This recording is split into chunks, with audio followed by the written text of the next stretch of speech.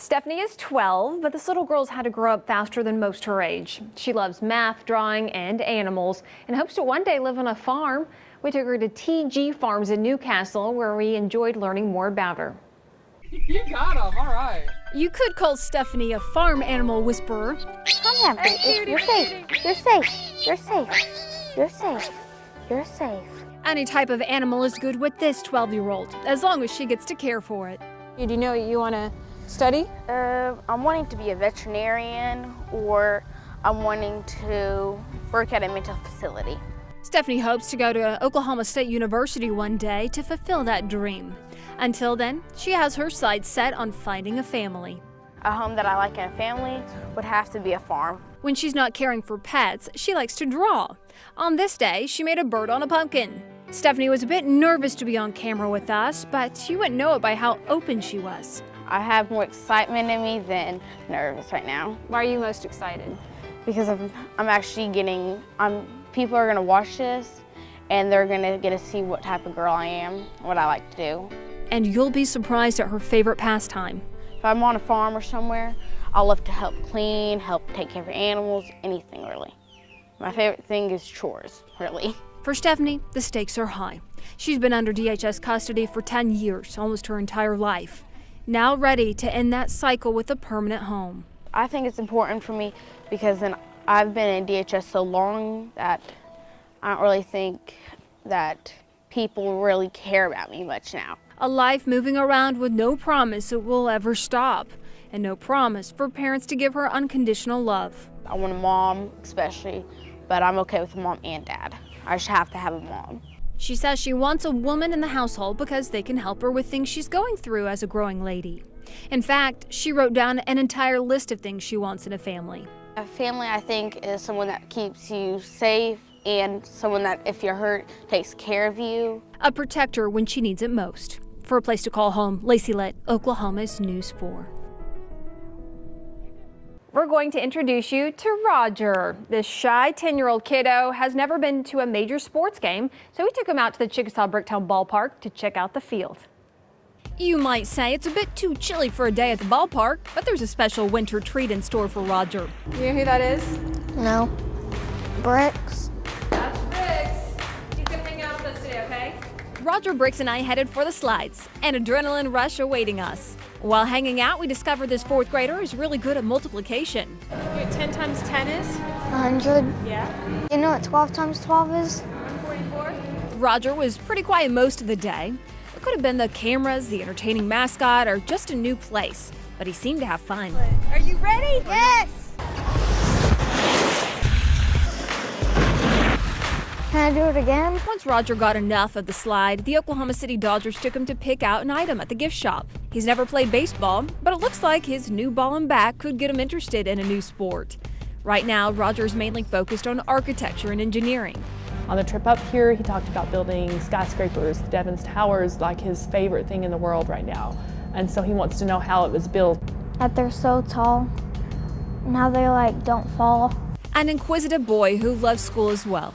He is amazing in science and math at school. He's a straight A student. When he's not in class, he loves the outdoors. Last year I went fishing and I caught about 7 to 8 fish in one day. He would like to hunt and fish with a permanent family one day. Really, he'd just like a place to have fun and make memories. I want to live in a home what can make me be able to do a lot of stuff. Where I can have money to buy stuff and make stuff like Legos. His adoption worker says Roger would be good in a home with younger siblings. He already has 2 older brothers who've already been adopted. Now he's hoping it's his turn. Because I want to be in a home where I can stay there. For A Place to Call Home, Lacey Lett, Oklahoma's News 4. We show tiny faces every week, children looking for a place to call home, and you've met many who are about to age out of the system. One of the biggest questions I get asked is, what happens if they don't get adopted? The answer varies, some tragic and some triumphant.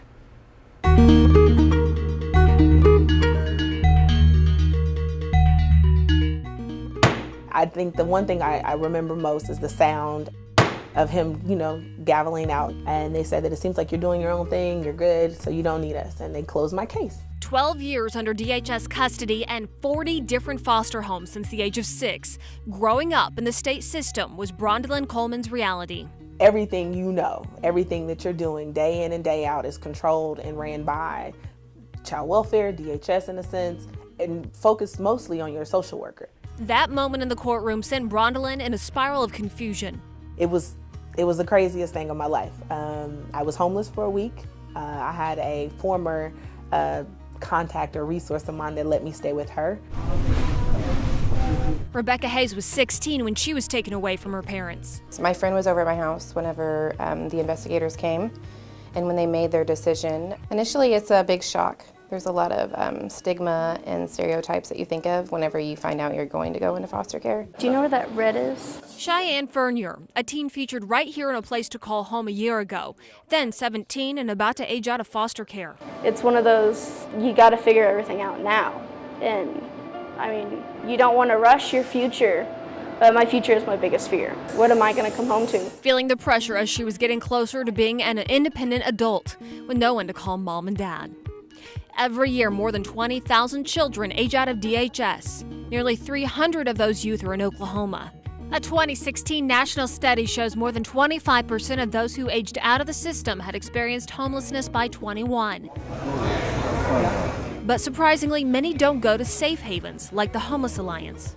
Kids 17, 18, 19 typically avoid the traditional continuum of care for homeless people, and partly that's fear of being victimized. And that means these children find more dangerous means of living on their own.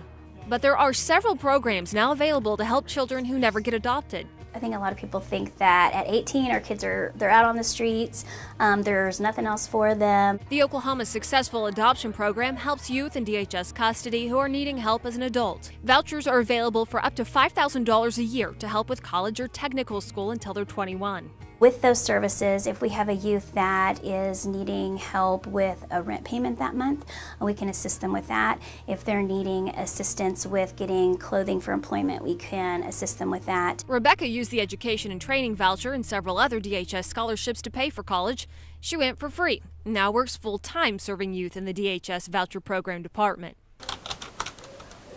Brondalyn's foster family stayed by her side, and a network helped guide her to get a college degree. At 27, she's now a CASA employee, a nonprofit helping children under DHS custody go through the legal system. As traumatic as these experiences are, my goal is to make sure that no one else has to encounter the same experience again. Yes, you are accident prone. I'm severely accident prone. Just days before Cheyenne turned 18, she met Harley, a single dad who had wanted to adopt for years. It's really great to have family and have a connection with people where you actually feel like you belong. But time ran out. Cheyenne turned 18 earlier this year. I got her December 23rd, and 13 days later, she turned 18. So now Harley is doing something more rare, adopting Cheyenne as an adult. Officially make her part of the family. And this artist is going to college in the fall to study graphic design. She'll still be able to use DHS scholarships, but now she'll also have a family to lean on. I knew that it'd be hard to be on my own, and to be able to want to succeed in life, it helps a lot to have help and assistance along the way. And she says finding Harley has changed her life. It was very stressful and very scary when you don't have a lot of people behind your back for it. And I mean, now it's just great. Every day is great. I just can't explain it. Cheyenne, like many other children adopted, find a feeling of belonging after a parent's failure sends them into an unstable world. There are sad realities and positive outcomes for the thousands of children who age out of DHS every year. Each child a different story of survival in what can be an unfair world. I don't know, I think that wasn't my story. My story wasn't meant for me to just stay in one place. The Lord really kind of set me up to meet multiple people and to gain different knowledge and tips and life skills from just a variety of people. Like, you have to find your constant in life. Like, maybe your home or your family may not be constant, but like for me, like that was school and like art. And you have to just find that thing that no matter what situation you're in, that's the one thing that can bring you true happiness and joy. Lacey Lett, Oklahoma's News Channel 4.